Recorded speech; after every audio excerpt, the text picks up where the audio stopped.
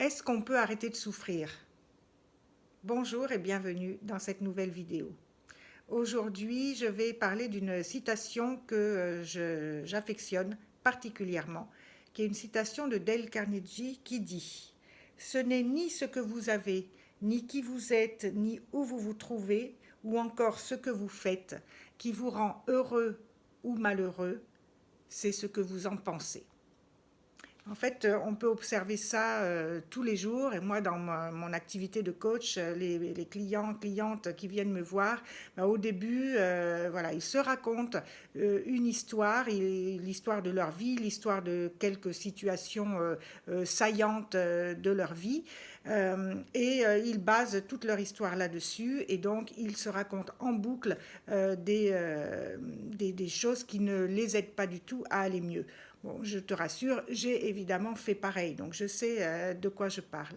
Alors, se raconter des histoires sur les situations que l'on vit, bah, c'est quelque chose dont on a l'habitude, c'est quelque chose qu'on a appris à faire, hein, de nos parents, de nos éducateurs, des gens qui nous ont côtoyés dans notre vie, et on a une habitude de faire un drame de tout. Et je vais te donner un exemple. La différence entre douleur et souffrance. La douleur, bah, c'est ce que tu ressens, par exemple, quand tu perds un être cher. Bien sûr, tu as une douleur intense, une douleur très vive, une douleur qui va mettre un certain temps à passer, et c'est bien normal. Il y a le deuil qui doit se dérouler et qui prend plus ou moins de temps en fonction de la personne. Cela dit, si tu rajoutes de la souffrance à la douleur, et c'est très facile, c'est avec des pensées, ça n'est pas le fait lui-même, ce n'est pas la situation, ce n'est pas le décès de cet être proche, mais tout ce que tu te racontes à propos de cette situation, à propos de ces faits.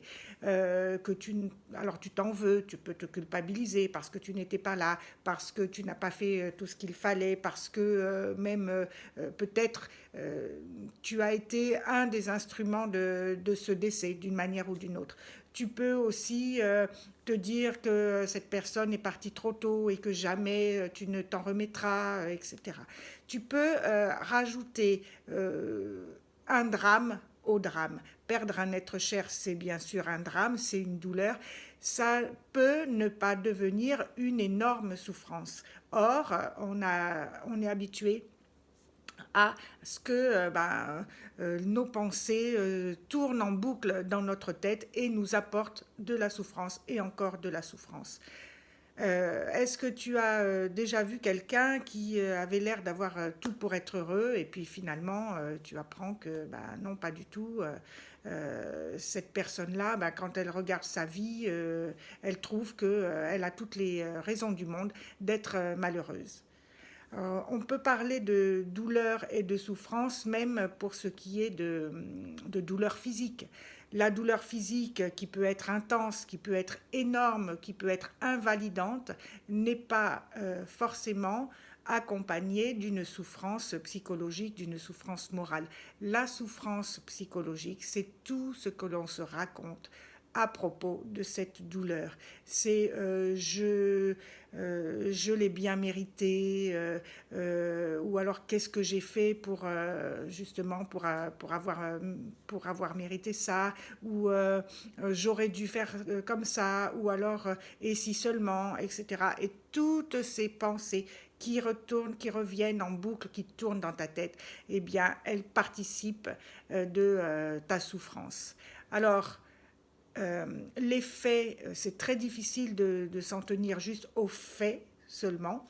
Et bien souvent, et tout le temps quasiment, on rajoute des pensées qui ne nous servent pas, qui ne nous sont pas utiles à ces faits. Alors moi, ce que je propose, c'est de regarder les choses, les situations comme elles sont, mais pas pire, et de ne pas en rajouter avec des pensées négatives qui tournent en boucle dans notre tête.